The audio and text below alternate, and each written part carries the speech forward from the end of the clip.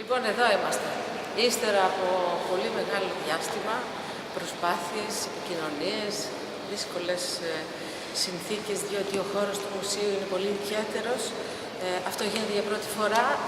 Έτσι και οι άνθρωποι του μουσείου και εγώ βρήκαμε ένα δρόμο κάποια στιγμή, ύστερα από 6 μήνες, να οργανώσουμε, να στήσουμε αυτή την έκθεση, η οποία να σέβεται το περιβάλλον, τα αρχαία αγάλματα, και να μπορεί να έχει μία αξιόλογη συνομιλία, συγκατοίκηση με αυτά η δικιά μου οπτική. Εδώ παράδειγμα αυτό το έργο λέγονται Πελαγείς οι ταξιδευτές. Είναι ένα έργο φτιαγμένο από τον ήχο της λέξης αλάχη. Είναι έτσι το έργο κατασκευασμένο ώστε να επηρεάζεται από τους ηχητικούς κραδασμούς και να πάλεται με το ελεύθερο κραδασμό του ήχου.